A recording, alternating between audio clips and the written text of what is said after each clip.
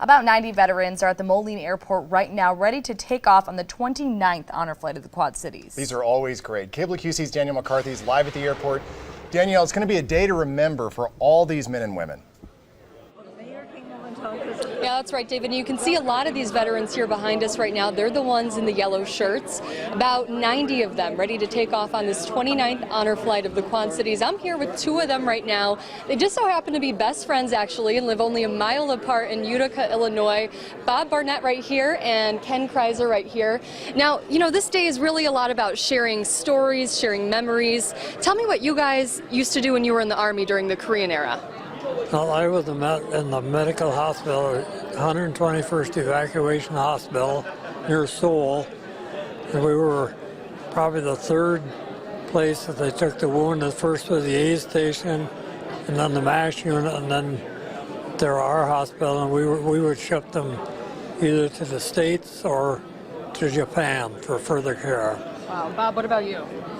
Well, I was a combat medic in Korea, and I had polio, and I couldn't answer the call right away. And I tried to get a little bit of a deferment, and they said, well, you'll have to get a doctor's slip and all that. So I decided I went to the doctor, and because I couldn't have no feeling in my legs for about 2 months.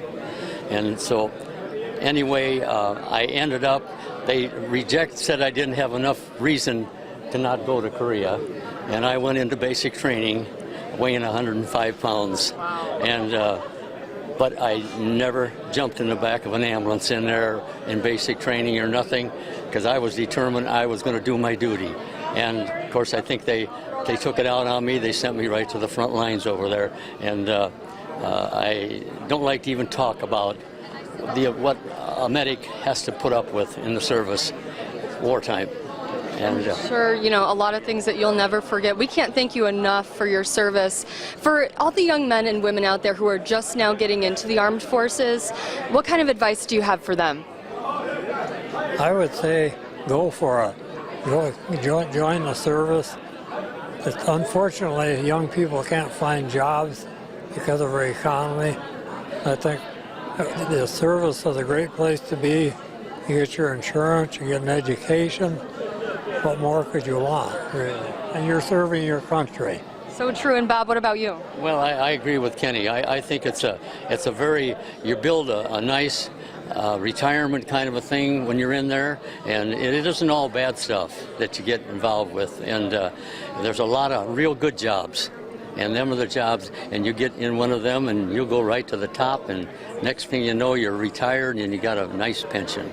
And Thanks, that means so much. Thank you so much, Bob and Ken. We really appreciate it. We'll check back in with you guys here in the next half hour. David and Morgan, back to you. All right, Danielle, thank you.